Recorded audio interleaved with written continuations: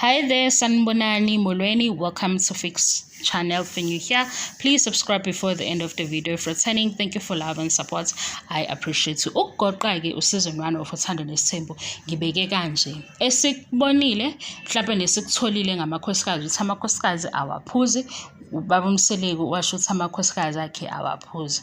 Ukuthenga ukudla bakuthenga ndawonye. Isizathu ubaba uMseleki ufuna amakhosikazi ezizwe elingana.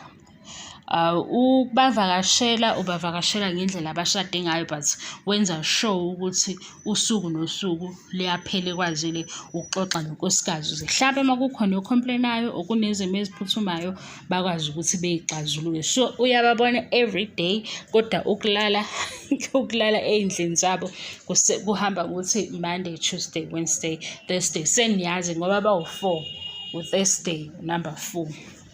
Bengibabiza kanjalo ekuqaleni kodwa sisiyadlula-ke la. Enye-ke into ebonakalayo ukuthi umamkhulu kuSeason 1 uwumamkhulu engathi yena unamandla amakhulu uhlukile kwamanye amakhosikazi. Nakuba kunjalo because first wife, kodwa kubuye kuvele ngendlela kwezinye iy'khathi engabi mnandi. Kunjalo ngokomshado ke kuthiwa umamkhulu umuzi owakhe. Into nami engisanda kuyifunda ngilalela abantu abachaza ngesithembu ukuthi isiZulu-ke noma isithembu ngisifunda la ku-TV show, ngibuke nezinye izinto engake ngazibuka kubantu mhlawumbe abaseduze, kodwa nje angisazi ngaleyo ndlela. Zikhona lezi zinto lezi engiyibonayo nami ukuthi hayi lokhu kuyahambisana nesiZulu, lokhu akuhambisani. Okunye-ke futhi angikholelwa ukuthi noma kukhona amasiko noma isiko nezinto ezijulile, ezinye zakhona azidingi ukulungiswa, ziyadinga uku-adjustwa.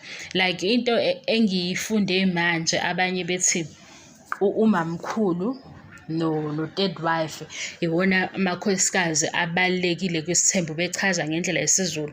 Yileyo nto-ke yenza ukuthi kuvele izinto ey'fana nokuthakatha.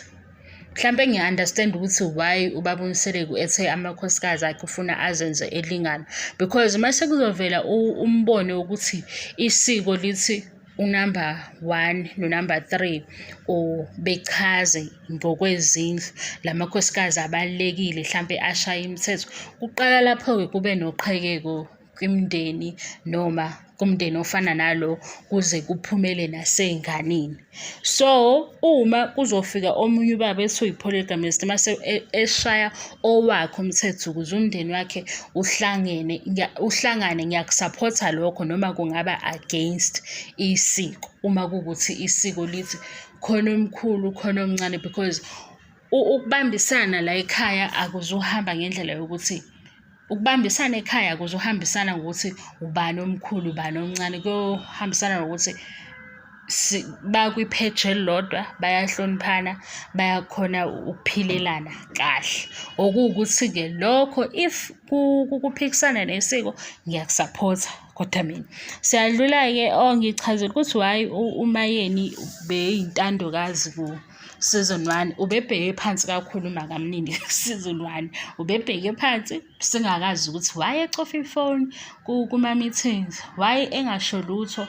Besingayitholi izinto eziningi ngomakamnini ku-Season 1, ebesikwazi nje ukuthi waba i-first girlfriend, kwaba ukuthi-ke ngenxa yenkolelo yasekhaya wangasheshe-ke washada nobaba uMseleki. Uthi ubaba uMseleki isithembu sifuna imali. Nami ngibheka kanjalo phela ukuthi manje uma uzoba ubaba uzoba namakhosikazi amaningi, uzoba ney'ngane, nayo imizi, iy'ngane ziyafunda. Isikhathi esiningi-ke vele imali ikwazi ukubhalansisa izinto eziningi. So nalokho into engiyicabangayo vele, nanokuthi kudala ngangibuka ukuthi mhlawumbe omkhulu ngesikhathi sabo babethatha isithembu ngoba beney'ndawo mhlampe enkulu, kuzoba namasimu, so bayokwabelana ngey'ndawo ukuze uqhutshekwe nempilo. What i-surprise party sibone amakhosikazi ku-Season 1 bebepromotha kakhulu ukuhlangana nokubambisana nokusebenzisana nokuhloniphana, because amakhosikazi la masizophela isizini yokuqala enzela umamkhulu i-surprise party. Noma bemenzela i-surprise party babonga ukuthi sebehlalile nje kwaze kwaba isikhathi eside and impilo seyingcono. Yilokho-ke engikhumbulayo ngo-season 1. Bengenza ama-highlights aku-season 1. Osabona ukuthi uMpilo uma wakhe akashadanga nobaba uMseleku, kodwa-ke bayaxhumana. Uma wakhe uyaxhumana noMakhumalo and akanankinga uma kaMpilo, kusho uMakhumalo ukuthi akakaze amdelele. Okunye-ke sithola ukuthi uSneh ukukhula kwakhe ukhuliswe ugogo nomkhulu ngoba uma wakhe washeshe wadlula emhlabeni, kodwa kuthe sekungapha-ke kaMseleku ekhaya wasondela kakhulu kumamkhulu, ukuthi-ke umamkhulu noMakhumalo bona babe neqhaza elikhulu ukukhulisa abantwana bababa uMseleku laba abathole komama angashadanga nabo.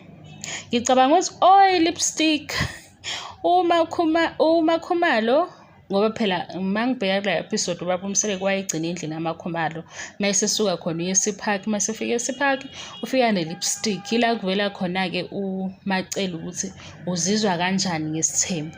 Uthi uMacele uyi-understand-a impilo kababa uMseleku ukuthi uyi-polygamist, but mayesefika endlini kuye ufika as u-husband wakhe, akangafiki nezinye izinto zakwezinye izindlu. Kodwa uMacele, Macele angimgxeki umamkhulu. Umamkhulu eyishaya phambili, eyishaya imuvi. Umamkhulu niyabona ukuthi ku-season 5 sathola ukuthi engathi wazi yonke into eyenzeka laphaya eMzumbe, kodwa kunesikhathi la ethi khona akangafiki nezinye izinto zakwenye indawo, but wayerefer kwi-lipstick la. Kodwa iy'ndaba zamanye amakhosikazi, phela sesibona uMacele ukuthi uyawajoja amakhosikazi ngoba iy'ndaba zakhona uyazazi, kakhulukazi uMangwabi. And i-story sihamba kanjalo ukuthi ngathi umamkhulu khona into angayibonisisi kahle ngoMangwabi. Kodwa lokhu-ke guys, ku-TV show konke, please ningezi nizoxabana, ngiphethe ikhanda, anginayo ne-energy yokuphendula ama-comments manixabana. So season 1 ulapho, but ekugcineni kwakho konke mase befika la kwi-surprise party kamamkhulu, ila ngibona khona ukuthi umamkhulu uye wazincisha izinto eziningi enzela ukusupport-a ubaba uMseleku, wenza ama-sacrifices amaningi angeke bewakhulume kwi-TV.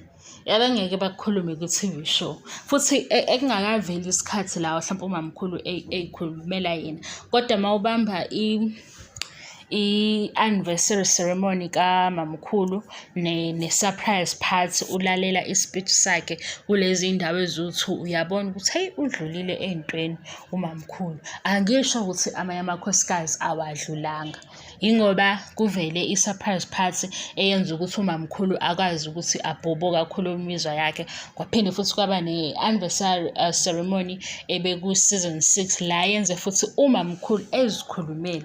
Ngesikhathi ezikhulumela-ke sibamba amagama awashoyo, siyabona ukuthi umamkhulu hayi uke wayigadlaza inhliziyo lo baba wakaMseleku. But-ke enye into e-strange, kukhona konke okuhama-ups and downs abo, uyasazi isitolo sakhe lo baba, ngoba into esiyibambayo lamakhosikazi ayamthanda ubaba uMseleku.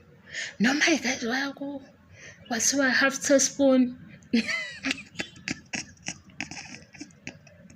asazi phela wathiwa half teaspoon yento ethile, angazi ngoba khona la enye episode ubaba uMseleku ethi khona akafuni unkosikazi ohamba inyanga, but kuneqiniso kodwa khona, ngoba mase uzohamba inyanga uwedwa ungahambi nobaba wasekhaya, what if bakutshela into ezobuya ikusanganise laphaya enyangeni mase ushisa zonke izindlu, yayibona leyo nto. Mhlampe-ke ukuvikela ikhaya uqinisile ngokuthi makhanja inyanga at least akuhambe ubaba eyobona inyanga, ngoba ubaba uzokwazi ukuthi mayethola into ayitholayo uyi-analyze kanjani, ngoba vele unkosikazi okwisithembu ezohamba eyobona inyanga, angeke inyanga ingasho ukuthi hhayi unumber 4-ke, unumber 4 ugijima nawe. Enezenza iy'nyanga nezangoma, yikho phela kuthiwa ukuthi kuthiwani